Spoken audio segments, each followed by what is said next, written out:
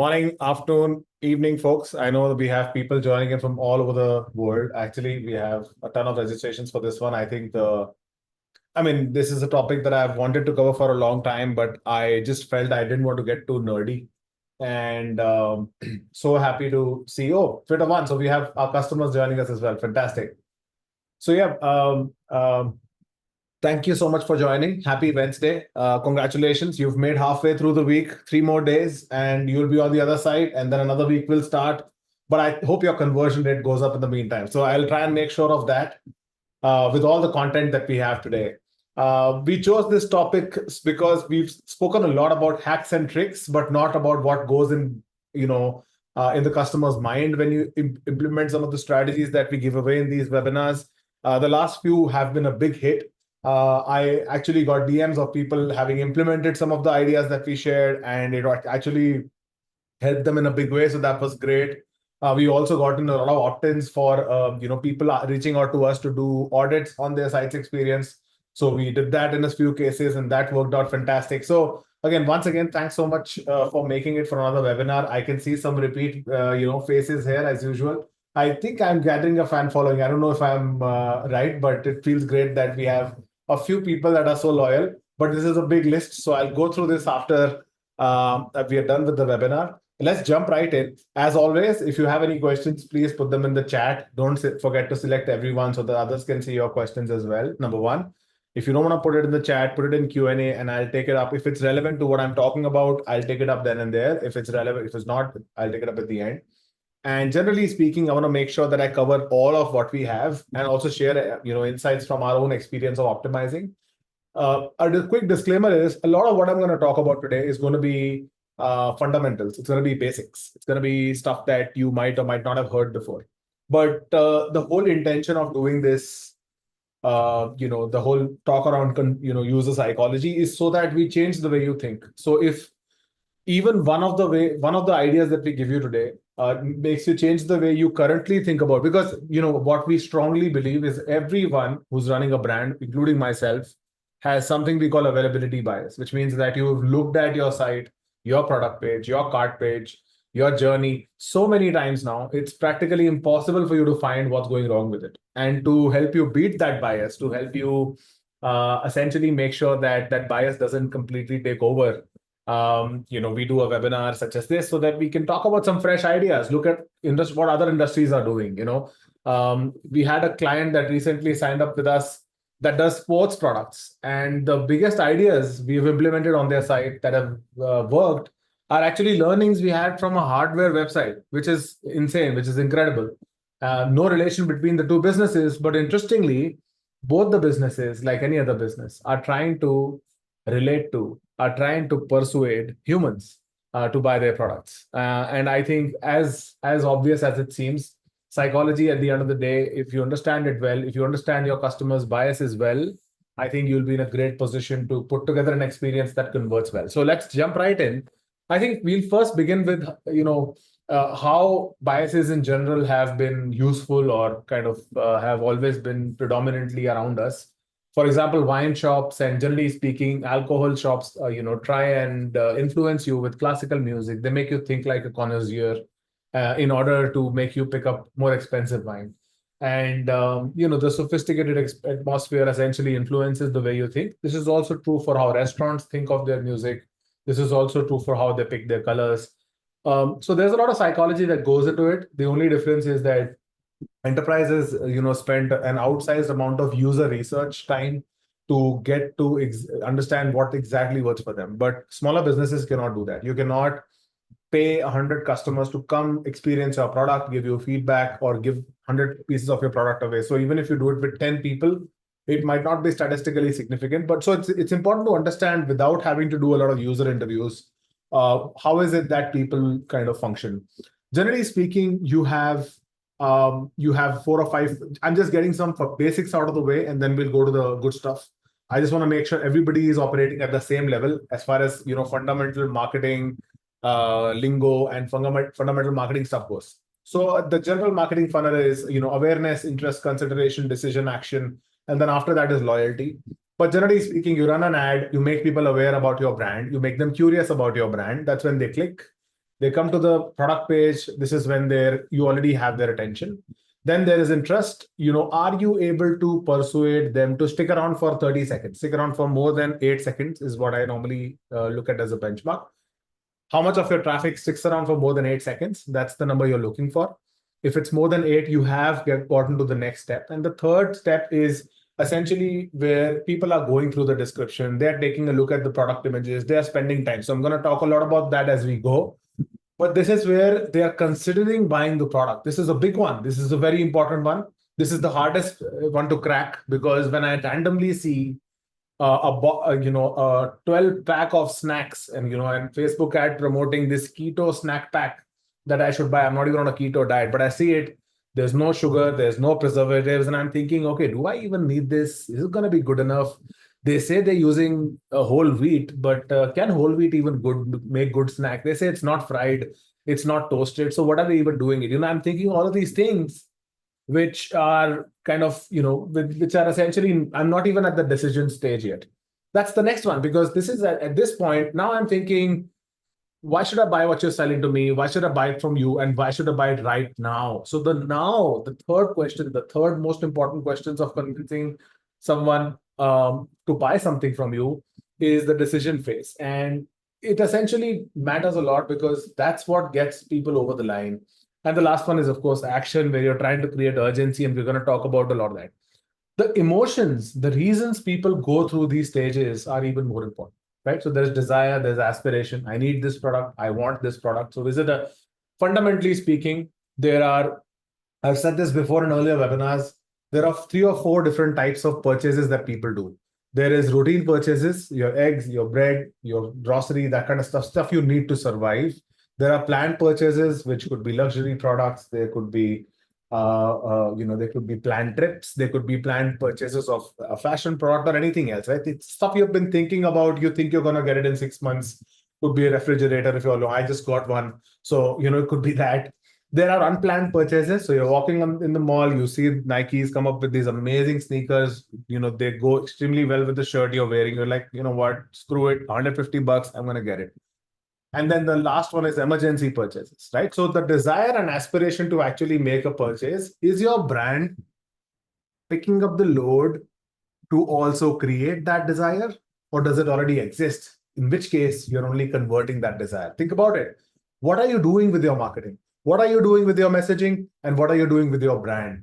That will make or break how you think of your experience. Again, I told you before, the webinar is not about ideas, it's about changing the way you think. The last one was emergency, Brandon, which is when you have no choice but to spend the money, right? Flat tire is an emergency purchase. So if you're selling anything on those lines, tire replacement, for example, for the most part is an unplanned purchase, right? Of course, if you're getting performance tires for your, I don't know, Supra, that's a different ballgame. But generally speaking, people don't anticipate that their tires are worn out. Somebody at the service center tells you that it's, hey, you know what, you need to get a new set of tires, and that's when you find and go and buy it. So it's a need. It's generally not planned. That's a softer emergency purchase, I would say.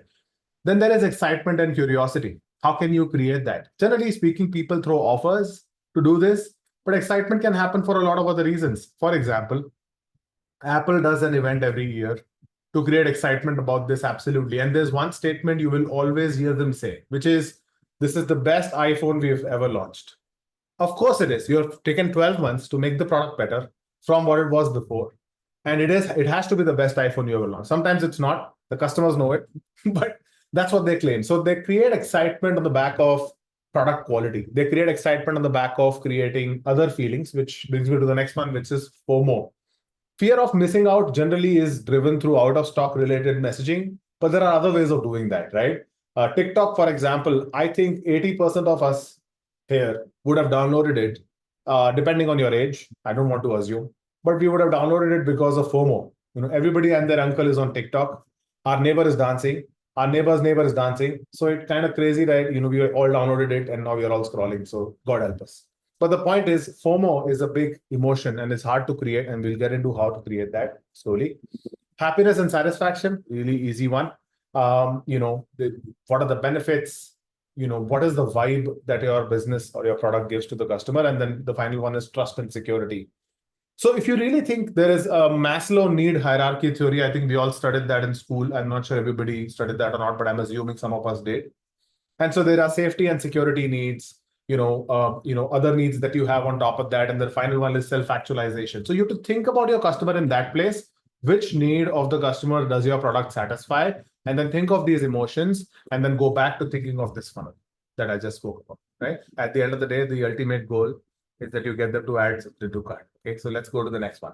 Also, another basic thing I want to get out of the way. This is normally how content is consumed. Always. Okay, there's a primary optical area, strong fallow area, weak fallow area, which is the bottom left, and then the terminal area, which is stuff that they're going to come to and decide if they want to repeat that cycle again. That's the decision, to repeat that visual cycle. That's what you're doing. As I walk you through the document, notice how your eye movement is, and that's generally what you're doing. Generally speaking, another thing I want to get out of the way is where shoppers spend most of your time. And I'm going to get into the product page related insights, but the biggest information I can give you is this is desktop, but this is true for mobile as well, FE. So there's no difference really, because this is information. Product images are the most important part of your product page. They are the most important part, right? Are they, I generally see when I say that to brands, 2 months later, they've hired a studio, they've done this mind-blowing photo shoot of their products, and they've uploaded all of those images. And they're like, Shekhar, you give us this advice, and I appreciate that. I love how my website looks, but it doesn't convert any better. And the number one answer I have to that is your images are too nice. That's what's wrong with it. So you have to understand that product images, you can't overdo it, you can't underdo it. You have to do it just right. I recently spoke to a gifting company that does bouquets and cakes and that kind of stuff on short, they deliver those to customers. And I was pretty annoyed with the fact that all of their images of all of the bouquets and cakes and everything else that they do, they were so good that they look made up. And the simple experiment that we did for them after they signed up with us is we did an A/B test, and we asked their customers, 100 customers, to send pictures of them cutting the cake, of them receiving the bouquet, and so on and so forth. So we did a campaign around it. The customer did the campaign. Of course, we can't help with that kind of campaigns, but what that yielded for us is amazing user-generated content. So we let those images, the good ones, stay on the site. We also added customer images, and that just completed the picture. So my limited point is you have to make sure you have product images, you have solid information around the most important stuff that matters: shipping, price, value prop, or the basic benefits of the product. The product name is extremely, extremely important. We'll get into that. Navigation breadcrumbs are very important. People use it significantly more than you think they do. You don't use it doesn't mean nobody uses it. I can tell you this, we work with more than 400 brands right now. We run more than 8,000 experiments a year. Navigation breadcrumbs really matter. And then finally, of course, add to cart button. Who doesn't like that? At least we like it. The customer, we're trying to make them like it. So we hope they like it. So yeah.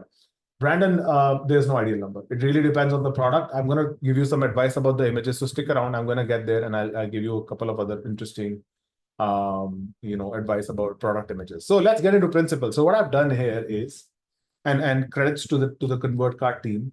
What they've helped me do rather is put the entire content into principles, biases, and other psychological hoo-ha, for lack of a better way to put it. So that we can just think through it clearly. Okay, so a lot of this is stuff that you might already know. As I said, the information will be obvious, the insight will be not so obvious. So let's get into this. The first thing is familiarity principle. Sometimes we try to do too much with our product pages. I have seen people reinventing the wheel completely. And I love that, because as a company, as a business that works on conversion rate optimization, it gives us a lot of excitement that people are taking conversion rates that seriously, right? That validates us. But at the same line, I feel that sometimes there's just too much for the customer to look at. And also, there are too many preferences. You're trying to talk about what they all might also like. So I think, generally speaking, stick to the basics. Don't reinvent the wheel. We've worked with businesses that do business cards and posters and that kind of stuff, right? Fully customizable stuff. And I'll come back to an example about this type of businesses later. But in their case, sometimes I see they just overcomplicate that whole customization experience. Right? There are SaaS products available out there that allow you to add customization to your product, whatever it is that you're selling. If you're selling a fashion product, people can monogram it and they can enable you with the tech that is needed for people to add that personalization information along with their order. But the important part is that sometimes they over design. So the point that I want to drive home is if your conversion rate is bothering you, a designer might not be what you might need. You might need an analyst first. You might need to first understand what's broken, because I more often than not see businesses spending 15, 20, 25K on a site redesign. And it breaks my heart, because that's a lot of hard-earned money. And you don't renovate your house if you don't like the couch. You know what I'm saying? If you don't like the rugs, you don't rebuild the whole house. So just think about that for a second. Don't do too much stuff you don't do stuff that your customers might completely not relate to. In a lot of cases, your product is already a completely new thing for them to see, a completely new way for them to purchase. They're seeing it probably for the first time. They don't know you. They don't trust you. If you also make them do more than that, then you're asking for too much. The next thing is, letting people feel in control. I, I mean to say this in the best possible way. Don't annoy your customers. And when I say that, it really roots in doing annoying full screen pop-ups, doing annoying, I could say, spin the wheels. We do it too, full disclosure. But we've managed to figure out a way to do pop-ups without annoying people. So I never break the script. I have never done this on a webinar where I'm loading different screens. But for example, again, one of our customers, we wanted to gamify the pop-up for them, fully custom. You click a button, he kicks the ball, and then and even then we are not opting them in for an email. We are asking them what sport do they like and that type of stuff. So, and the benefit is pretty significant. It's $100 gift card. So, but the point is, let the customer feel like they are in control. More often than not, pop-ups essentially say, give me your email and spin the wheel. That's option one. Option two is spin the wheel and give me your email. So you're essentially banking on the customer relinquishing control. That's why more than 3% of the people don't relinquish control on your site. They don't give up. They don't give you their ID. They don't want to even indulge in that. Also, how soon or how late you do that really matters. So I would recommend experiment with launching your pop-ups 10 minutes, 10 seconds in, 15 seconds in, 30 seconds in, 45 seconds in, and so on. Because I see too many people do too much. Most likely you're using your email tool, maybe a Klaviyo or something like that to set up the pop-up. But I feel please, your pop-ups, everything that you forcefully show to your customer needs some TLC, because your customers want to feel like they're in control. Priming. This is another very important one. Amazon product names and descriptions are the most outrageous, right? If you're looking for example, a cover for an iPhone 14, it's going to show you a ton of options, and the product names generally would revolve around iPhone 15, robust, unbreakable phone cover, military grade, premium, 6 inches, whatever, so there'll be so many adjectives. What they're trying to do is that name is visible to you even before you open the product. So it's visible to you from the collections page onwards. They have already primed you before you even get into the images, the reviews. It's maybe a 3-star rated product, but they've already primed you.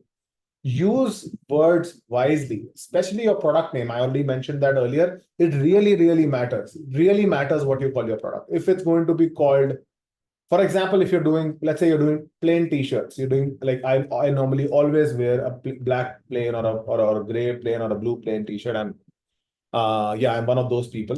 But generally speaking, for me, if the description says plain t-shirt, amazing fit, because the fit really matters to me, I would 100% click on it, right? But if you're going to say premium slim fit t-shirt, that kind of stuff, it then makes me doubt the fit.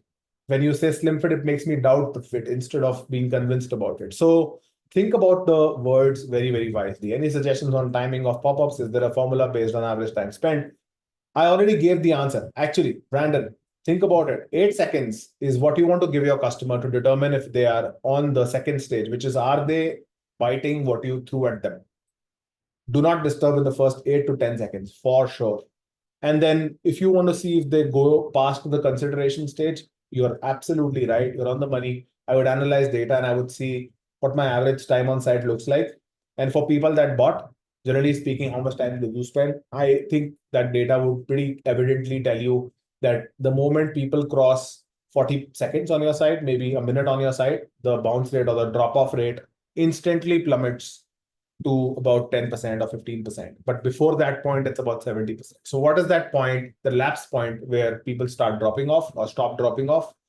That's where you want your pop-up, because your user has now taken a bite. They understand what you're doing. They understand what you're selling to them. So if you give them that $50 off, it makes sense to them. But if you throw that at them, even before they know what you're going to sell to them, it's not going to mean anything. Status quo bias. This is a very simple one.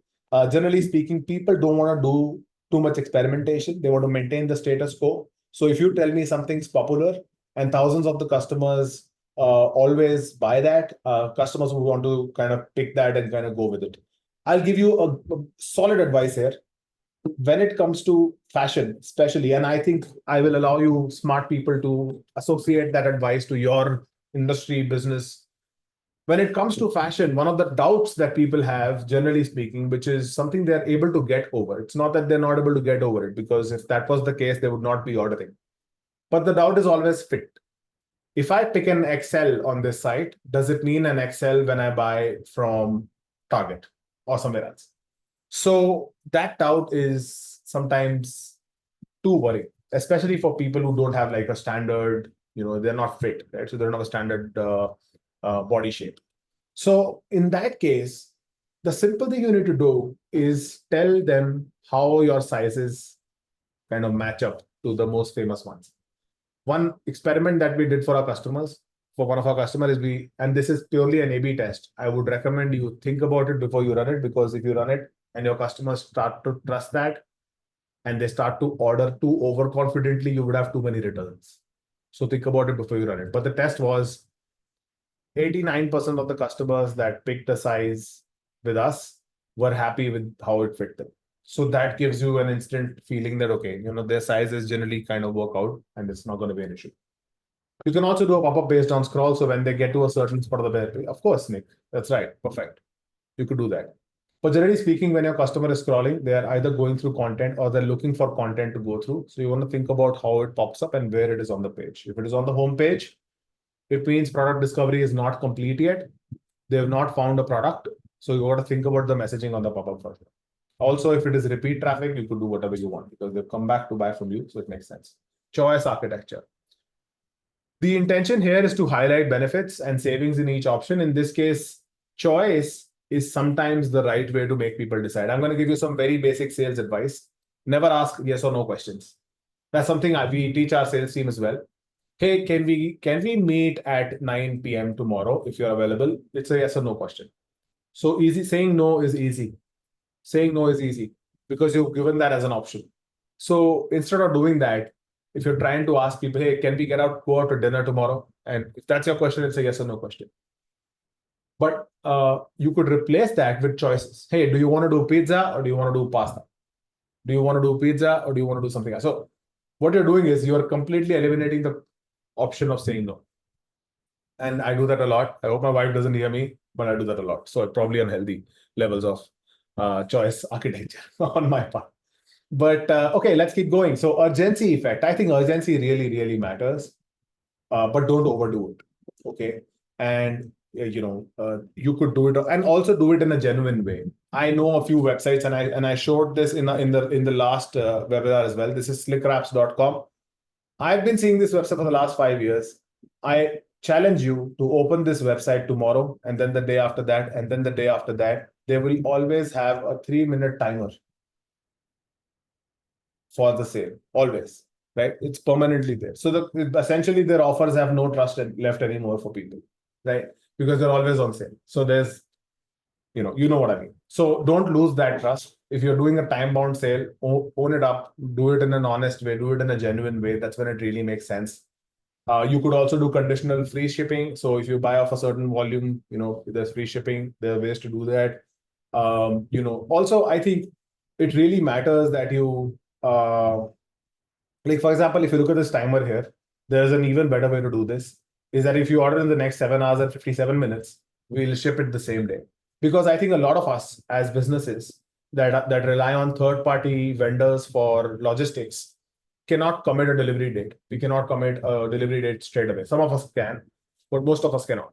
And because of that, it's important that you don't commit the delivery date. Instead, start committing the shipping date, which means it leave your warehouse in the next 8 hours or 10 hours or 24 hours.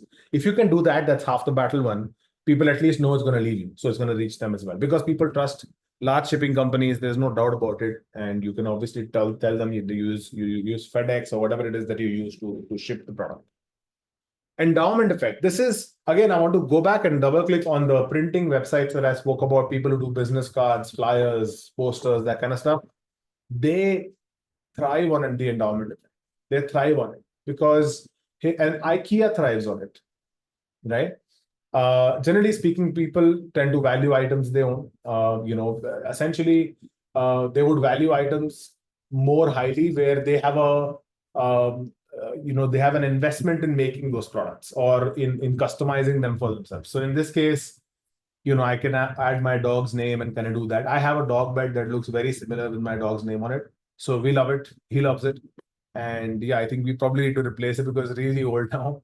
But generally speaking, as I said, printing companies rely on this a lot because you're uploading a design, you're writing copy, you're doing so much.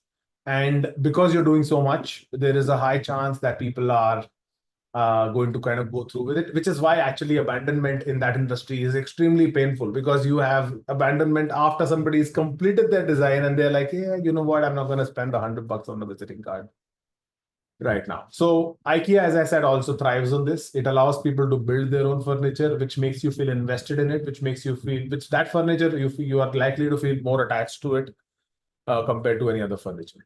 Perceived value. This is probably the oldest trick in the book, the oldest marketing pitch of all, right? Perceived value is, I think, there are so many ways in which it's played. Duty-free shops on airports play this a lot. They make they essentially sell a lot of alcohol and other stuff on the back of perceived value. And generally speaking, it would revolve around if you buy 2 bottles of Chivas, or if you buy 2 bottles of Lafroy smoky whiskey, they give you like this huge bag and a badge and so on and so forth. So it feels like, hey, you know what? This is pretty epic. I'm going to buy 2 bottles. I get a full suitcase. It makes a lot of sense. So that's perceived value. You can also imagine the margin on those products that they're able to give that much away, for a product that's a couple of $100, something like that. So when you think of it, in this case, for example, the patch brand essentially, instead of having you buy 1 or 2 patches, they have a pack where you can buy all of them together.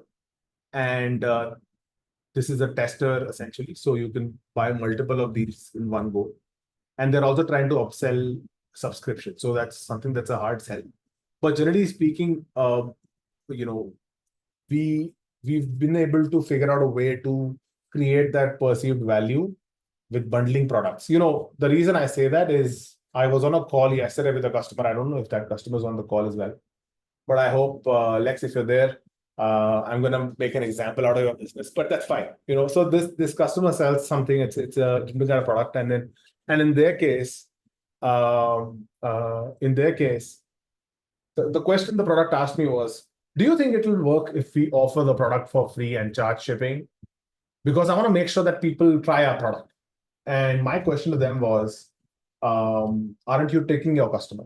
Is that an honest business practice? And so they know, you know what, we're charging them and we want to be delighted. So then what I kind of mentioned in return is, hey, you know what, the real thing I would do is first analyze why is it that they drop off, and why is it that you felt the need to give them something for free.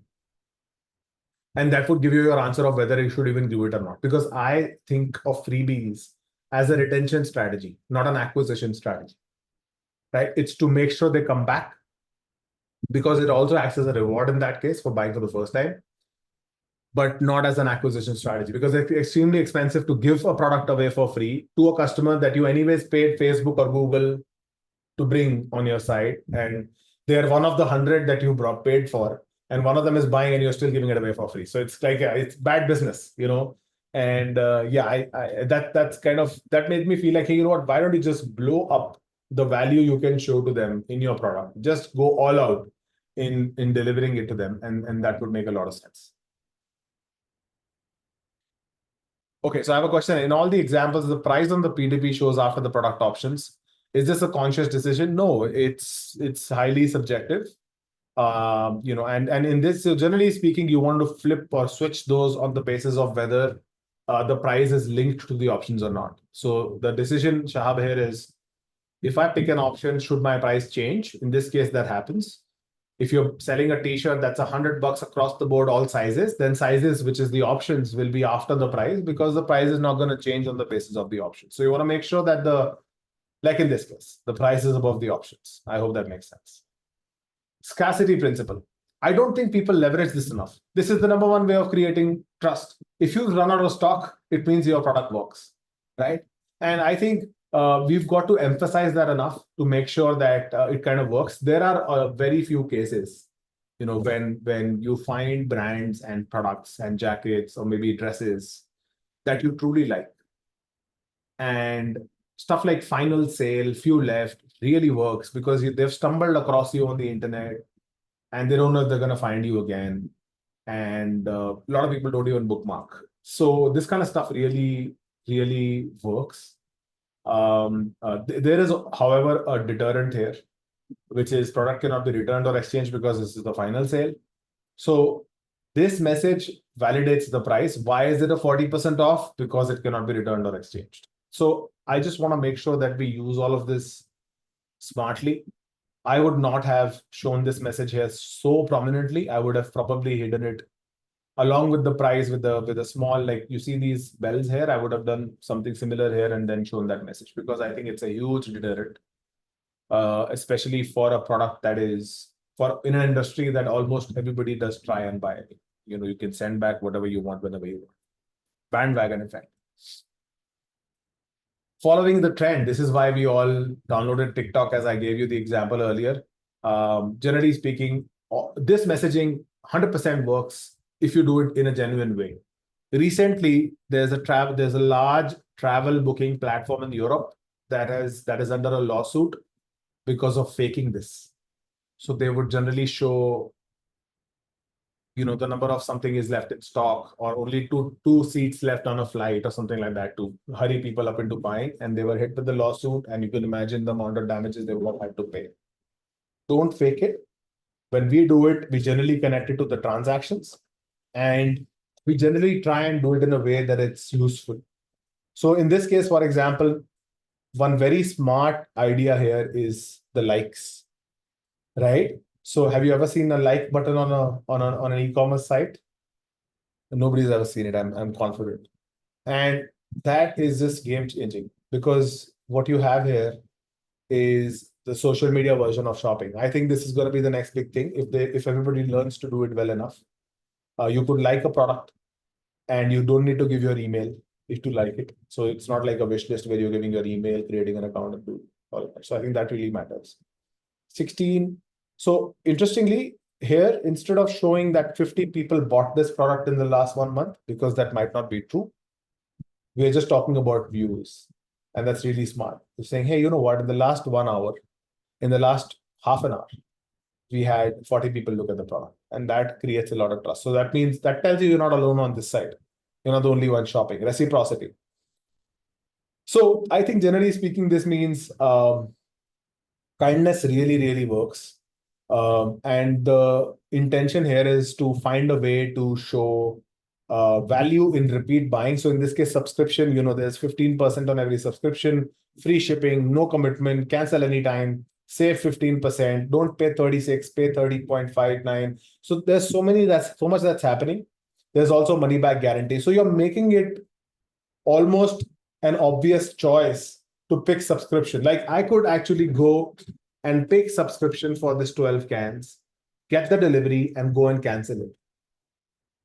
Right? I'm essentially going to buy the product at $5.50 less. And people do that all the time.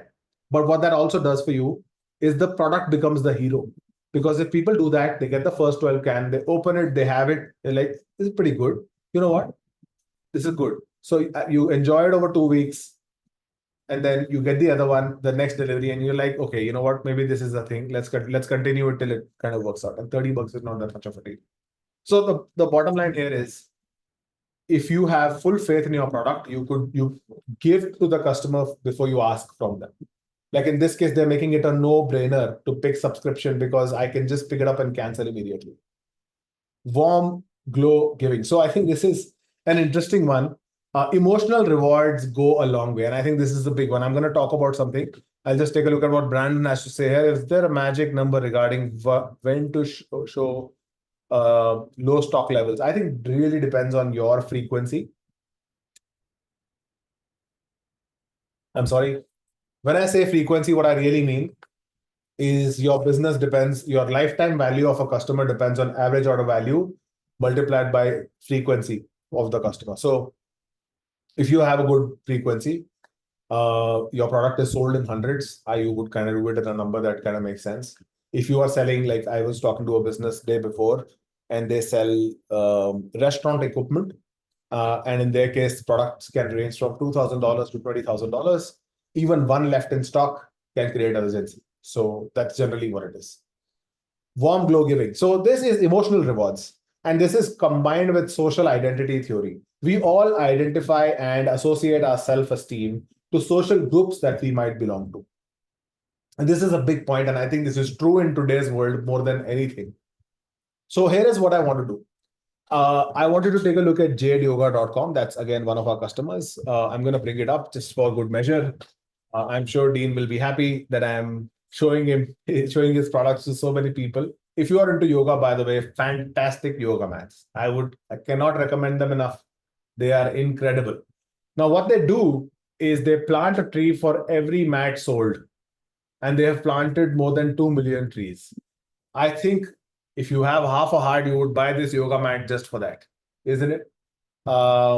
See, this was an exit intent pop-up, by the way. So as I was leaving, it recommended the product that I was just seeing. So that's loaded from ConvertCard platform. Anyways, in this case, there are 2-3 things that happen. You shop, we give. That's the first messaging. So a tree is planted every time you shop. Number 2 is they're using ConvertCard branding. And then the next one is, that it's cruelty-free, vegan, fragrance-free, etc. So if that applies to your product, please be my guest and kind of take care of that as well.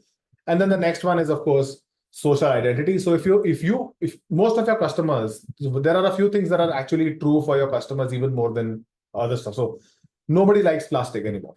Single-use plastic is a strict no-no, right? We all hate paper straws, but it's okay. It's okay because it's better off tasting slightly cardboardish than landing in the sea. So what I would recommend we do here is, if you don't have a product that is environment friendly, your packaging can be environment friendly. If you don't have a packaging that is environment friendly, your shipping can be environment friendly because you can ask the customer to pay for the carbon offset. Some 20 cents, 30 cents can offset carbon enough for one package delivery, because the size of the package is really small. So the carbon footprint is negligible. It's really, really small. I strongly recommend you do that research, because it will go a long way. If you just put a simple message saying, hey, you know what? Very simply put, there is no carbon footprint to this purchase because we offset it from our profits. And it's going to be probably $50, trust me. And it's going to take your brand and the messaging a long, long way. I think it would change the game. Cognitive load, really obvious one. Too much information is never good. Like I'm doing on this webinar. I've given you, 15 ideas so far. I hope you've retained at least one. But yeah, I try my best to add as much value as I can without being too cognitively heavy. But in this case, very simple.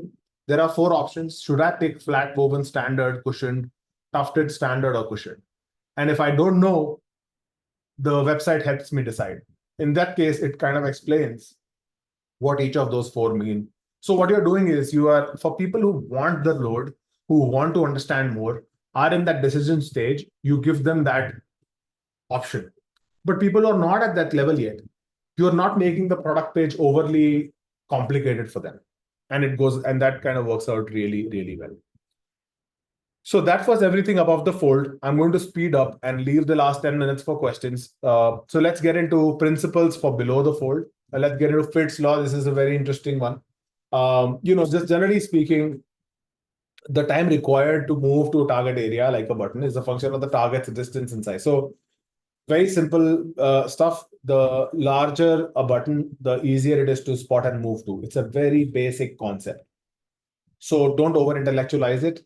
A sticky add to cart, a pop-up teaser for add to cart. So for example, on that bottom left, you see that $15 off.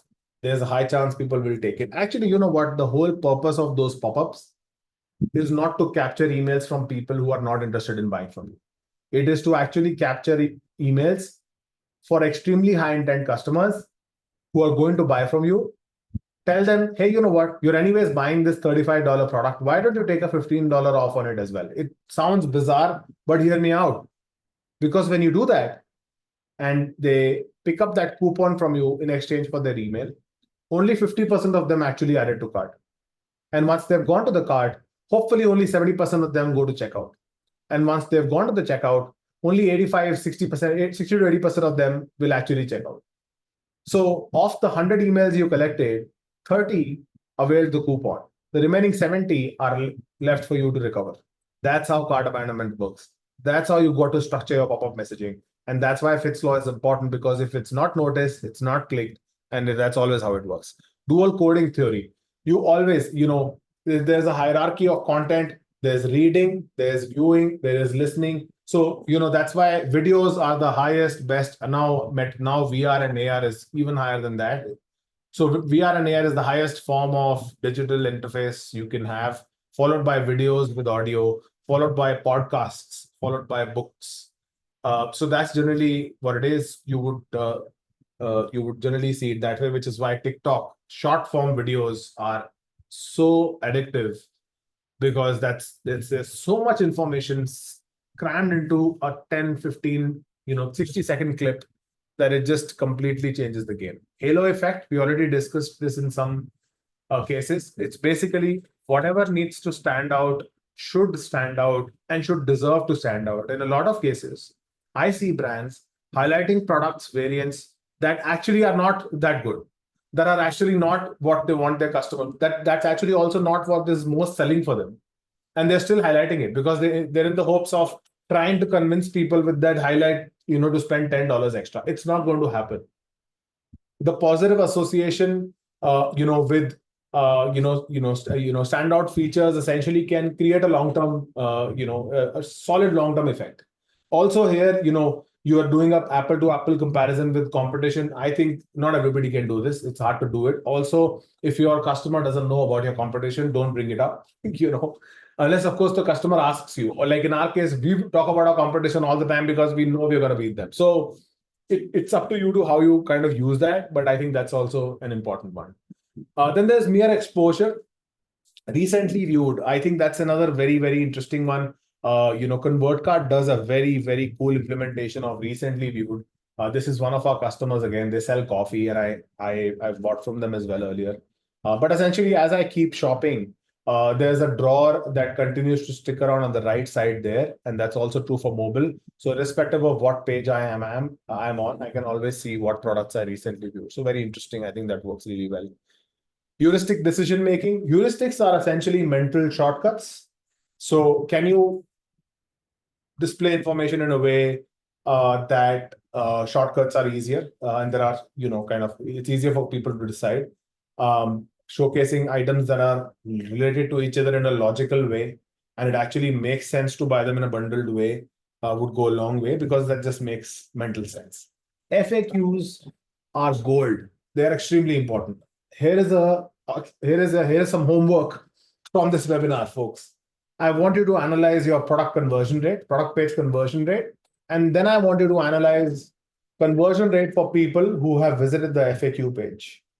I guarantee you it is more than 10 times, which means people who have visited the FAQ page and then converted, that percentage of conversion is 10 times that of people who have just seen the product page and converted. That's because sometimes anxieties need to be handled, and FAQs are a great way to do that. So please have them on your product page. And the final one, the last thing I want to talk about today is authority. Borrowing trust is the easiest way of creating trust. If you have expert reviews, celebrity endorsements, anything that will allow you to come across as accepted by the norm, by the larger populace, would really help. Uh, we have customers that do that using their own clientele. One such example is this brand that sells dog beds, and in their case, for all of their products, they have a ton of user generated content. So their customers send in images of how these beds look. And these are adorable. Of course, for anyone who likes dogs, these are brilliant. I would spend 20 minutes just looking at the dogs, let alone, I'm sure their time on site is really high because of these. Look at that. Who doesn't like that? So I think authority really matters. There are ways to create it without having to hire a celebrity. If you can get a shout out, fantastic. If you can't, that's also okay. Right? So those are some of the ideas. Now you know why we've been talking about some of these ideas in our previous webinars as well, and why they are so important, because you know the psychology behind it. So in the next one, we're going to do psychology around emails, and that's going to blow your mind. I can guarantee you, because we do email marketing for more than 100 brands at the moment, and we are able to drive 30% or more revenue from emails for them without a doubt. There is no doubt about it. And so, yeah, so that's what I wanted to walk you all through. I'm open for questions. I'm going to stick around for a few more minutes. I really hope this was helpful. I really hope I was able to add value and maybe make you think in a new way. Thanks so much for spending this time with me. I hope the rest of your week goes well. I'm still here. And yeah, Brandon, yes, we are actually going to publish it, with the video soon enough. So we'll send it over once it's done. Watch Seaspiracy on Netflix for the plastic issue. Definitely recommend it. Alex, of course, for sure. I am very sensitive to that problem, to be honest. Yes, we rarely use single-use plastic, and we try and stay away from it as much as possible. I love animals, so can't help it.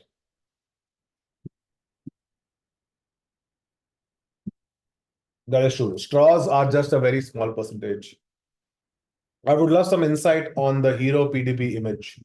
Styles, look, etc. You mentioned too nice versus UGC, but what about flat lay, hero, background color, infographic? Yeah, all of that is fantastic.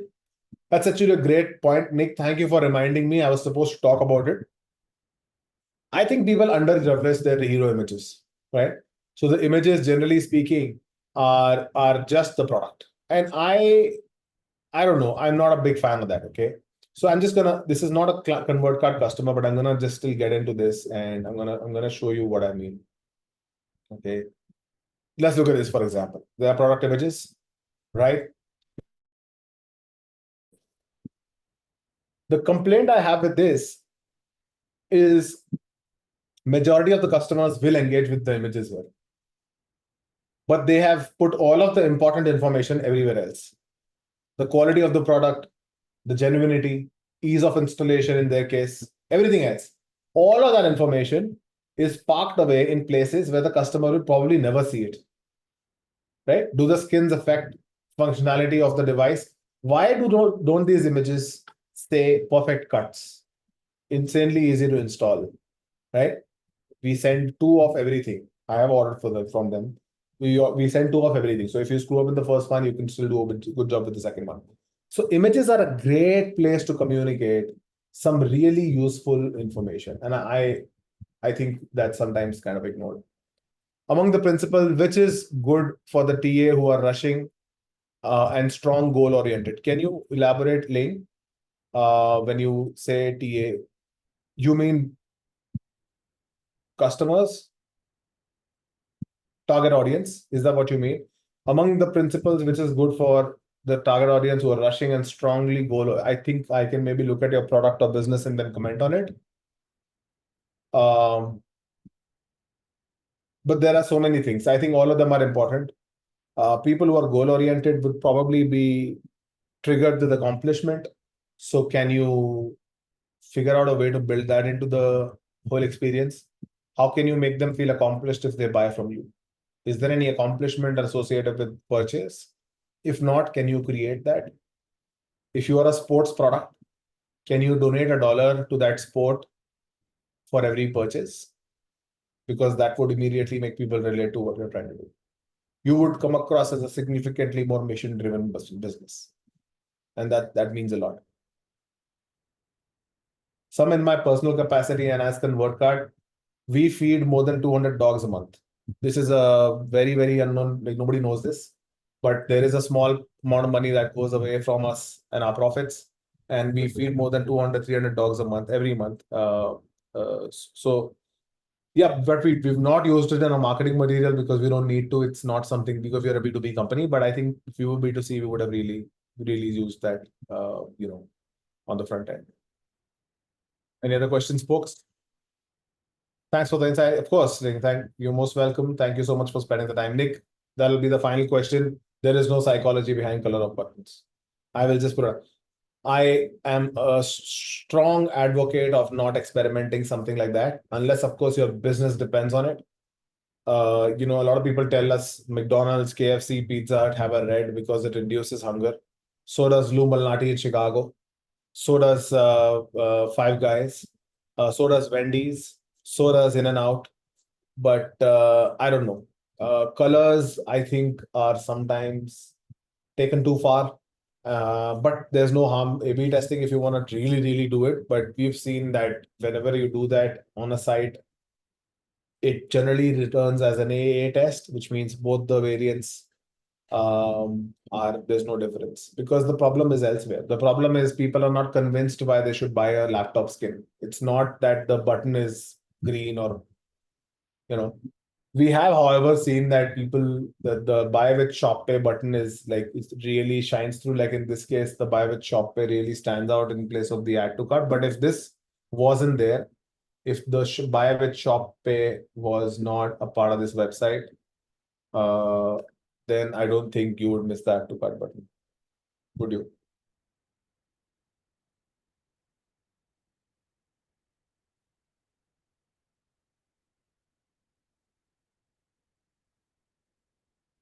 That is true. That is exactly what's happening here, Alex. Alex, I think you're putting messages in the chat, but you are not selecting everyone, so nobody else can see your copy. Because I think I have a few of the DMs as well, and a couple of them are compliments, so I'll just take them. But yeah. So what Alex says is the most important thing with button colors is that we found that the visual hierarchy has to be good. So which means that it has to be the most prominent thing, and it has to really stand out. But I'm just telling you, your button is not going to convince people to buy the product 100%. It's you need to follow this funnel that I just spoke about. There you go. The button matters at this level. This is when the button matters. Got it. Point taken, Link. 100% agree. We've done a bunch of experiments like that as well, where the add to cart button is shaky or it's moving or something like that. So, yeah, I mean, full disclosure, we've done a few experiments in that department, but I'm just saying that more often than not, there's something more fundamental available to test for button color to be prioritized. So, yeah. Okay, perfect. I love the fact that this was so interactive. Thank you so much for weighing in with your advice and questions, folks. And thank you so much for spending the time. I really hope all of the insights were useful. I'll see you in the next one. We'll continue to put out solid content that helps you go and implement ideas immediately. And yeah, if you're looking for an audit for your site's experience, please reach out to us in response to the email that I'll send to you after this webinar. And I look forward to seeing you in the next one. Thank you so much. Have a fantastic rest of your week. I hope you double your conversion rate. And I wish you all the success. Thank you. Bye-bye. Have a good one.